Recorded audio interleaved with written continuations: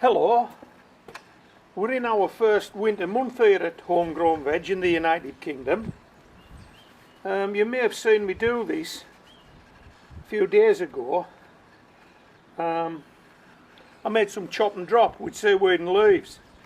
There's 2 or 3 videos up on the channel. If you've missed those and you want to see them, you can search under seaweed and leaves or chop and drop. You'll probably find them. These are the buckets. They've got some chop and drop resting on top of them. That chop and drop will rest on there through the rest of the winter months and through into spring.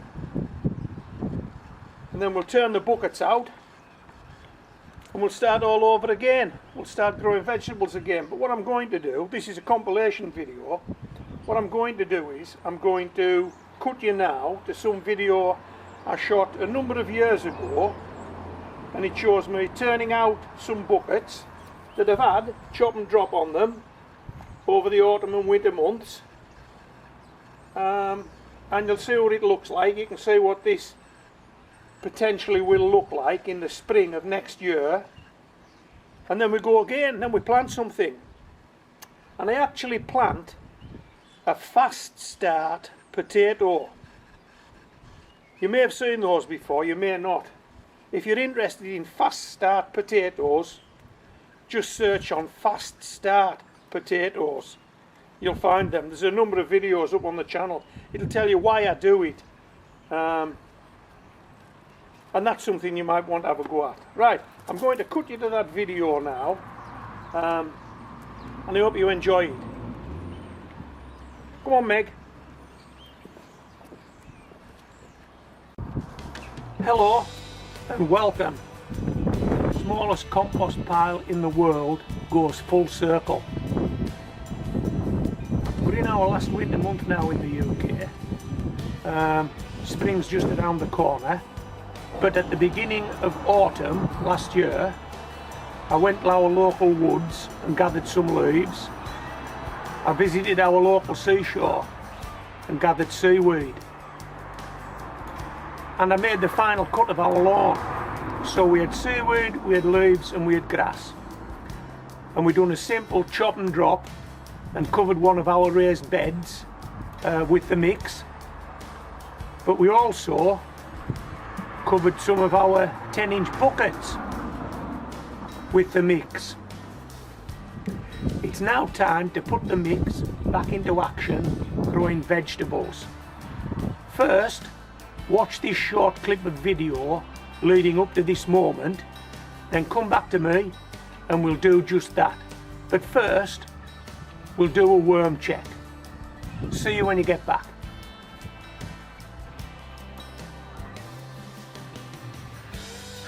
Okay, so why do we want to do this? Why are we bothering with this? Well, if you had a big backyard or an allotment or a large garden, you perhaps wouldn't, would you? But if you're growing things in pots or buckets or containers, if they're on your patio close to your property, they might even be on your balcony or on your paths. You don't want a stinking pile of compost. That's the last thing you want. Okay, this green and brown, there will be a carbon nitrogen ratio, one bringing carbon to the mix, one bringing nitrogen to the mix. For the purpose of this video, it doesn't really matter which is which, and neither does the ratio. Why does the ratio not matter? Because we're not hot composting, and because this pile is going to be so small, that ratio will not have any effect on the ability of this pile to put some goodness into this soil that you're going to use next year. Now, if you had a compost heap, the traditional compost heap, a deep compost pile, it would generate heat, it would go all through the year, you'd keep adding to it, you'd possibly cover it over with a tarp, okay, and if you got your carbon nitrogen ratio mixed up, if you didn't get it right, it could turn into a slimy mass. It could stink, it could attract rats and mice and vermin and flies. Come on, we're gardening at home here. Ha, that's not going to happen, is it? It's not going to happen for me, it ain't going to happen for you if you're gardening at home. This is what you're going to be doing, trust me. Okay, now I know this stuff works because I chop and drop it on a raised bed to overwinter. And there's only, if you've seen my latest video, best onions I've ever grown.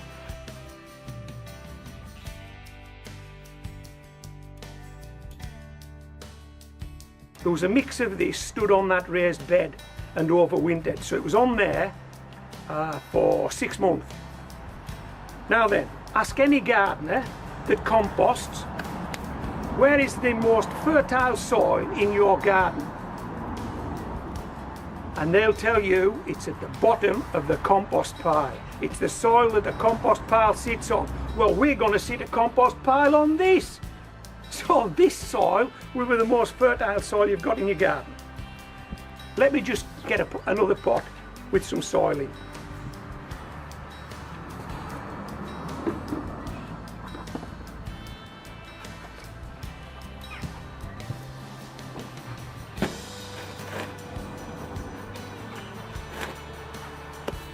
Okay, so this is our pot.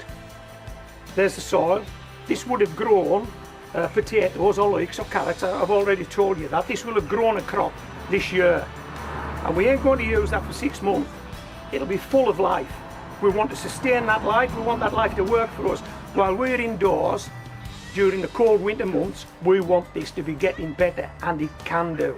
And it will do if you follow this simple advice. Okay, now we're not going to cover this over. There will be no smell, there'll be no slime, there'll be no flies, there'll be no rats, there'll be no vermin, there'll be no mice. Just good wholesome compost on there, being attacked by the elements from above and the worms and the microorganisms from below. And by the time 6 months is up, you won't even know this stuff has been on there. It'll have all disappeared, if not all of it, most of it. Anybody that does composting will tell you that. You can have a compost pile as big as you like, but in so many months' time it'll be half as big because it breaks down. And when this breaks down, where do you think it's going? There's only one place it can go, in that soil. This is it, smallest compost pile in the world. There you go. How easy was that? How easy was that? Now this will stand in the garden now for 6 months, and I've got another 40 or 50 pots just like it that'll be covered with compost just like this, small compost piles.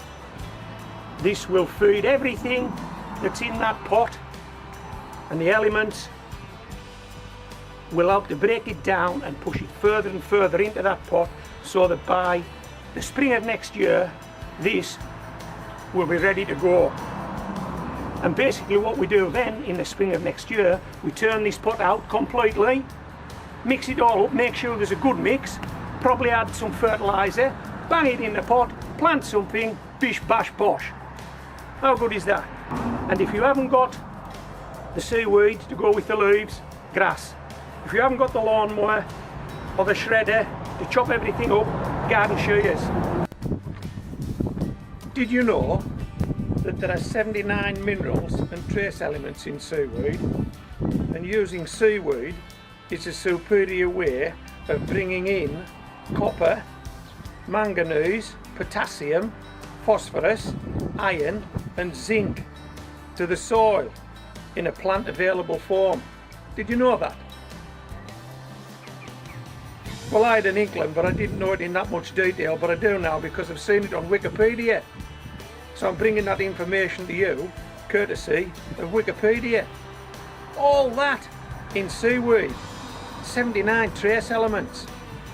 So if we can compost this seaweed down, break it down, get it into our soil, then we've delivered 79 trace elements, the possibility of delivering that many trace elements into the soil.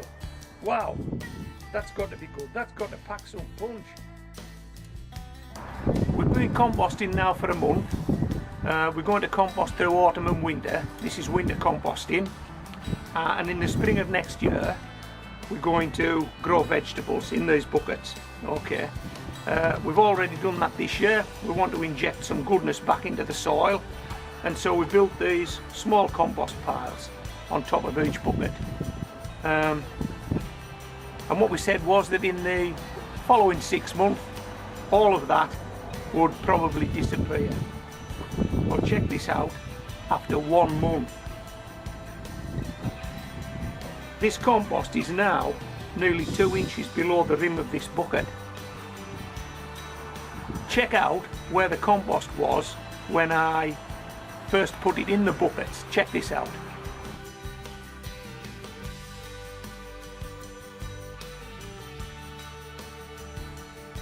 So I think you can see from that the compost was probably 2, 3, 4 inches above the level of this bucket, and it was overflowing. And look at it now after 1 month.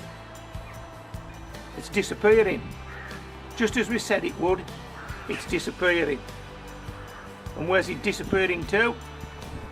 Just as we said it would, into the soil in the buckets. It's breaking down. Now then, I'm fairly confident that if I left this within another few months, you wouldn't see any of it. But what we want to do is we want to keep this going now. Now that we've got it going, we want to keep it going, because we've got worms and microorganisms in these pots relying on us, giving them some food so that they can supercharge the pot, haven't we, Mom? So what we're going to do is we're going to top these guys up and then just sit them to one side again. Let this process continue for the rest of autumn and winter. But what we're going to top these guys up with, I've just cut my lawn, and hopefully the last time this year. So I've got some grass, and I also had some leaves. So this time we're going to top these up with a mixture, a chopped mixture of grass and leaves. So we've got the green, we've got the brown, we've got what we want. Let's top these guys up. Excuse me, Molly.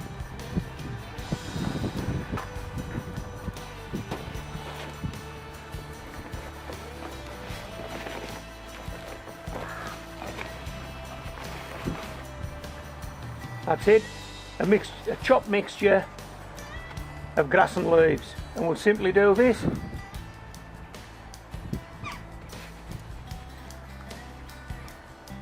How easy is this? And if you're not doing this, as I've already said, you should be, shouldn't you? There's lots of leaves about, it is autumn. You may have just recently cut your lawn and have your grass. Do a mix, chop and drop it.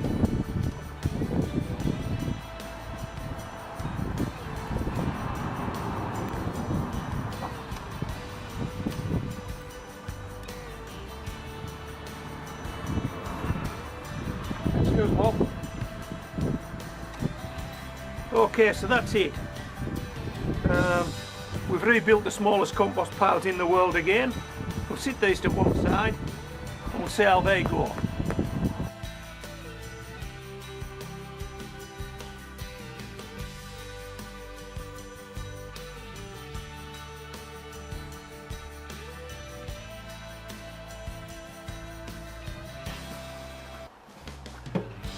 Okay, now you're up to speed, we'll do this worm check.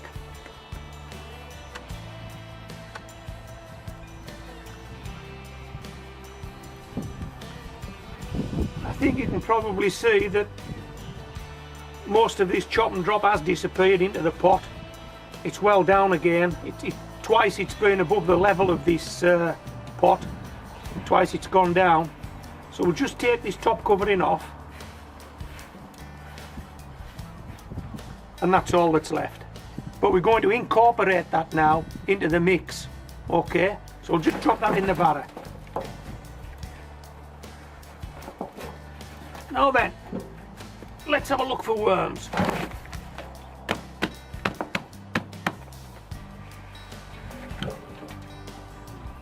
Oh boy!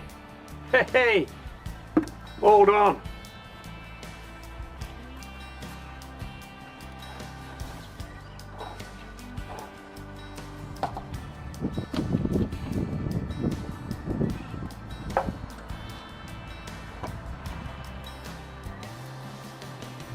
Wow, there's some pythons in here. Let's have a look. Let's get the ones we can see for starters, and then we'll break this soil up, this soil ball up. Wow, look at that. They really have enjoyed themselves in this bucket.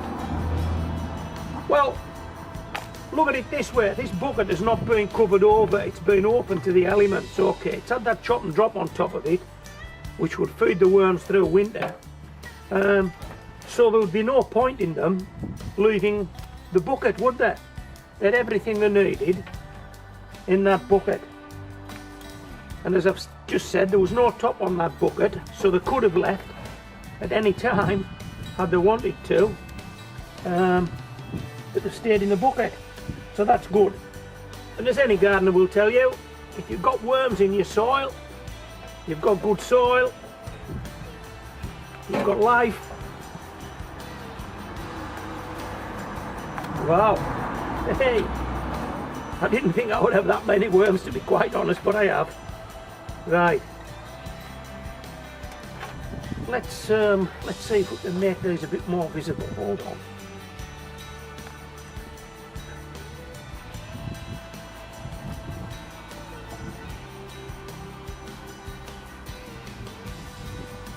Oops.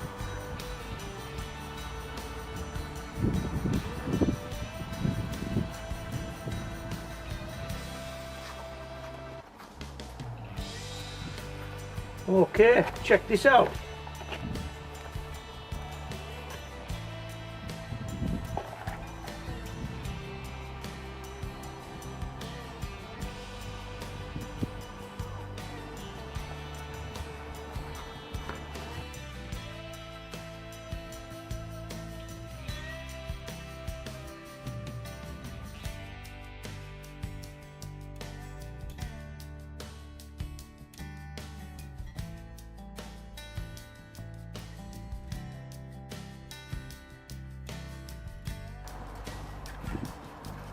This is just some water. We'll give these guys a spray, make sure they don't dry out, and let them disappear back into this stuff.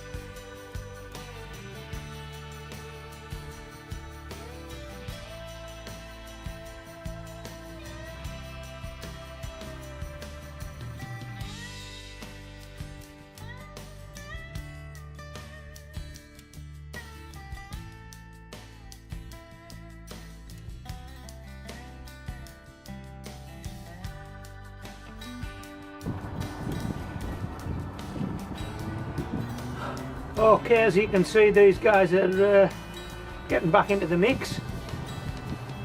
So let's carry on with the job at hand.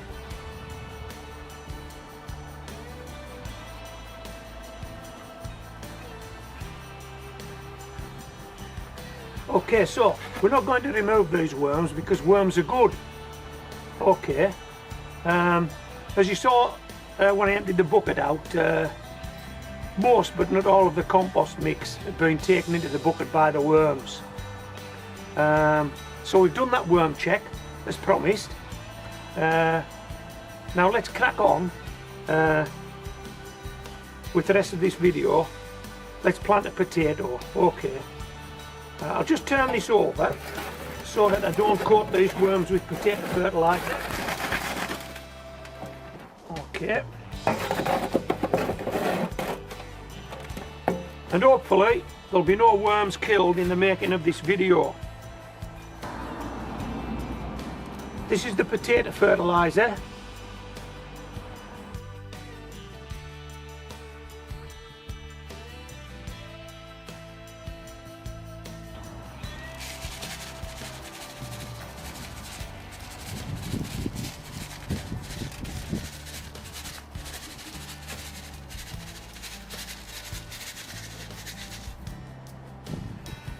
and just so that we don't cut any of these worms in half, we'll incorporate this fertiliser by hand. Okay. We like our wildlife at Homegrown Veg, even the lowly worm. Oh, here's Molly. Hi, Moll.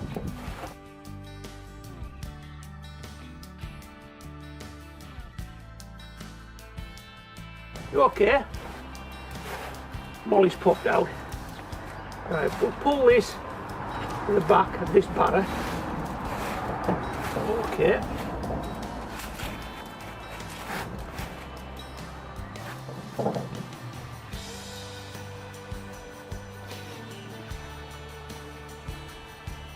This is our bucket.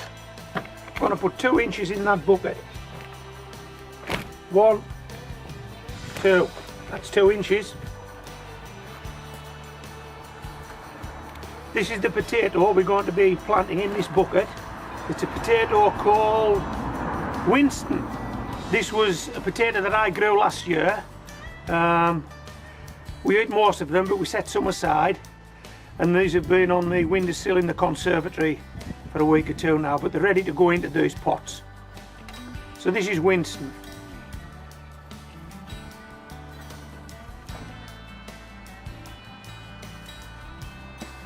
How good is that? Hey, look at that. I mean, it's root bound. It's root bound. It has to go in. Get in there, Winston.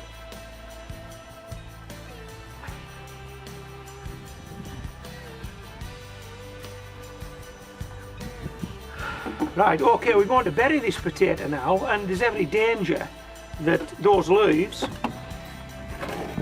they could be broken off. We're going to fill this pot right to the top. You may have seen me do this on a previous video. If you haven't, watch this. You're in for a treat. Pop bottle with the bottom cut off. Right, that's what I'm about. The worms are going back in there. The seaweed and leaves and grass that's left over is going back in there. The potato fertiliser's gone in there. Right, now then, what do we do next? I'll tell you what we do next, mate. We'll take this bottle out and we'll leave that potato behind, hopefully.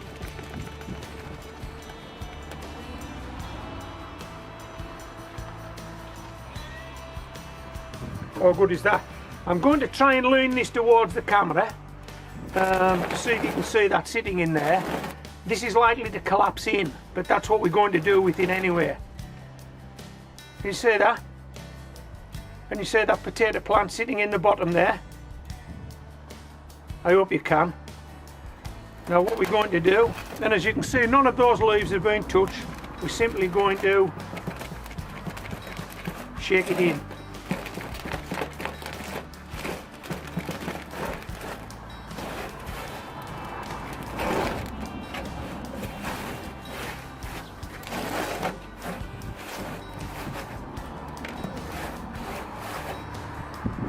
How's that?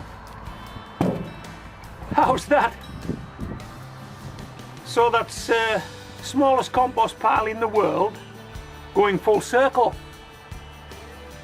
We set out in September of last year. In a couple of weeks' time, it's March of this year. Yeah, 6 month winter composting at Homegrown Veg. It's gone full circle. How good is that? And perhaps you might want to give this a go at the beginning of autumn next year. You may want to have a go at the smallest compost pile in the world. It's easy enough to do. I've done it, you could do it, particularly if you're short of space. If you're doing this in your garden or your backyard or your patio and you haven't got a lot of room, and you certainly haven't got enough room for a compost pile, this is the way to go. Okay, so this is Homegrown Veg signing out.